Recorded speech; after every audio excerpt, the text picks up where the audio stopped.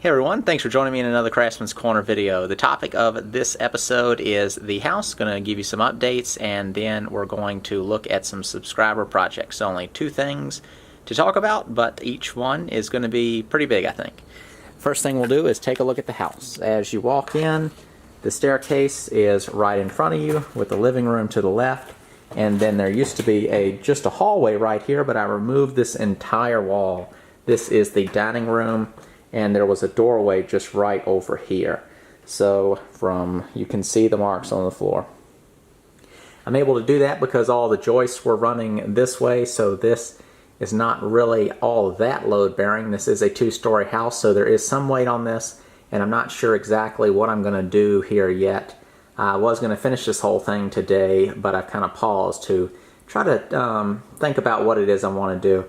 I'm thinking I could just bring a wall over a little bit and then put a 2x12 beam and have a 8 to 10 foot opening into this room and have some nice bold trim around it. So that would define the dining room area and sort of this area, but at the same time still be completely open.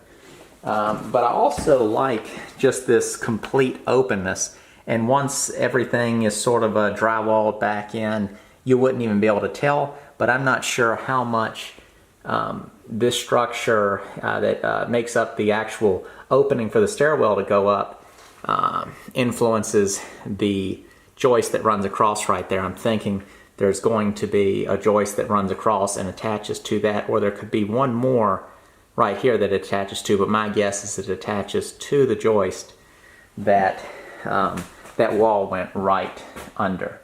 So this is sort of the first steps that I've taken on this project. Let's take a look at it from the other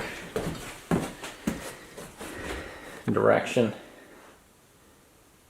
So it's nice because, I mean, it really is kind of open things up, and depending on how I do this, I'm not going to really change the look of the house. It's not going to like introduce some sort of modern looking style into this older farmhouse. If it's left open, it'll just look like one big open room. If I kind of close it in a little and just leave a big opening, you know, the opening will be probably somewhere around here, about 7.5 feet tall, and come about 1 foot to 2 feet from the wall on either side. So it's going to be pretty nice, and it's cool because the flooring ran continuous underneath the wall that was there. And I'm putting together a full video on this project. I've been filming it, and I'll film finishing this up regardless how I end up going about it. So you'll see all the full steps and answer any questions that you may have, but I welcome any ideas and thoughts on what I've got here. I don't know what else to show you. Maybe I'll just kind of show you around the house real quick using a better camera here that handles light much better. So this is the kitchen, and the doorway that I just stepped through, this one here, it's kind of a normal sized door. I'm probably going to open this up just a little bit, maybe make this a full 36-inch wide opening or 4-foot wide opening from the dining room into the kitchen. So this is a pretty good size. This is about, I think about a 13-foot square kitchen. I'm probably going to get rid of this chimney. Of course, the furnace is leaving, but I might get rid of this chimney. That opens up that entire wall for whatever, you know, the layout of the kitchen. Plenty of wall space here, large window, wall space, and then wall space. See if I can get a good pan shot of the whole thing. Give it a second. So there you go.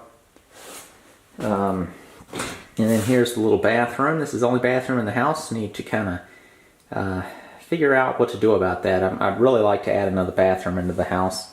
This is just a little, I don't know what you'd really call this, because that is a closed-in porch there. I think at one point this would have been sort of a little entryway mudroom, and then the porch that's out there, the closed-in porch, was probably just a set of stairs that came up, or an open porch that got closed in. And then this goes right back out towards the front door. So let's run upstairs real quick. You're seeing everything. While it might look messy, it's a lot less stuff in the house than it used to be. Real quick, here's the living room. This is pretty much what's left over of the furniture. There's a little bit upstairs. Been getting rid of stuff. So here's looking over there from the stairwell, so I think that's kind of nice. As you come down, you'll be able to see the whole dining room. It makes the house look much, much larger. 1,600 square feet is roughly what it is. Come up to the top of the steps. It's got this little nice little landing area. Not sure how to handle this space or what kind of changes I may make up here. One nice thing is once you peek up in the attic, there is no support. All of the rafters just go up to a ridge beam and there's no support in the center. So all these walls right here, all they're holding up are the ceiling joists. So this can be changed around easily as far as the layout up here without worrying about load-bearing walls or anything. Floors are wood throughout the house. It's just the flooring right on top of the joist. There is no subflooring. So that's a little bit, I wish there was subflooring here. Usually the floors are much better condition when there's subflooring. You got busted spots here and there. Now you can repair stuff, but these floors up here are pretty rough. Although I'm always impressed what flooring guys can do. It's just this stuff is fairly uneven and some of the gouges are really deep. So these would not be pristine floors if you had them sanded. So I might go some other route of cleaning them and painting them, or cleaning them and just waxing them, just to have that nice old look. This is another one of the bedrooms. We were just standing in one. So one awkward thing is you come up to the top of the steps, you come into this bedroom, and access to this bedroom is into there. What I'm most likely going to do is build a wall from this opening all the way across, and then a wall from the wall I build over to this. So you'll come in, go into this bedroom. I'll probably move that doorway just a little, and then you'll come in and there'll be a door into this bedroom, and then this sort of space right here would be closets for both rooms. So it'd be a closet door from the other side of that wall into the closet to split this space halfway, and a closet into here, and then maybe even a really shallow closet for the hallway, sort of like a linen type closet, because you need to have independent access for each room. My guess is at some point this was either added on or the house was built onto, or it's just the way it got built. You know, maybe they weren't really all that worried about everything being perfect, but there are some nice features in this house, like the different handrails. The problem is that's barely above my knee. You can see there's my knee, there's the handrail. So I'm the handrails are really low, so I'm going to have to change that some. What I'm probably going to do is just take the top of the handrail off, build it up a little bit, and it'll look the same. It'll just be a little added on to, but it's all going to match in the end. You won't be able to tell that it was added on to. And outside of this window, I'm thinking about removing that part of the roof. This is over top the bathroom downstairs. You can see the vent, and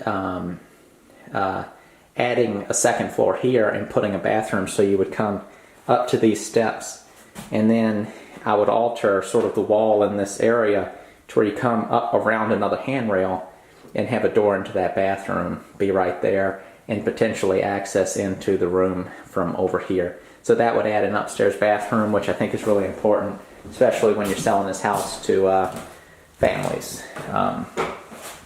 And then this is the third bedroom. Pretty plain. Got the chimney runs through this one. That's probably the chimney that I'll keep, and I might remove the other chimneys in the house.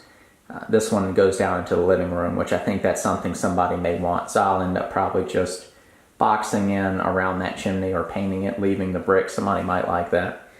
And then these floors are a wider plank. Well, the ones in the hallway here are a little wider too. And I like the looks of these. These could be cleaned up nice. Sort of have that look of when you're in some historic house or a museum or something. Just those kind of worn floors. But you know, once they're all cleaned up, they look pretty good. So I think that's pretty much it.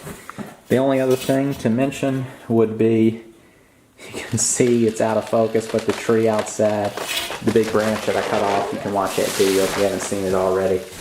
But that's pretty much it for make sure I'm in the frame. That's pretty much it for the house. Let's go ahead and take a look at some of you guys' projects. And again, thank you all for sending those projects. And for those of you who would like to see your pieces of furniture or whatever it is that you make on my videos, just go ahead and send them to me and let me know that it's okay to share them in this way. Thank you all, and I'll see you next time. I'll probably have a tough time with some of you guys' names, but I'll give it a try. This is a trestle table base in progress by Chris Poole. A kitchen island by Cody Bryant. Another mid-project shot by Daryl Preston. Next is a tiny knife made by Fergo Black. A coat hanger by Gregory Purpura. And a set of legs made with a duplicator similar to mine by Howard's Farmhouse Tables. Ian McElroy, it's an assortment of projects. Next is a first-time project by James Furness. A small table by Jeff Harnden. Next is a large table and benches by Jeremy Ballard. You'll see more of this later. Joey Sheffield, a cedar swing. A farm table by Carl Furno. And a live edge bench by Miles Jensen. This is another project, Midway, and it's a trestle table by Steve Hopp. And a bench similar to the ones I've made on the channel by Rustic Charm Woodshop. If you'd like to see one of your projects featured in a future video, just email them to thehomesteadcraftsman@gmail.com. And to follow all my videos, you can subscribe and you'll get updates when I post future uploads. Thanks for watching.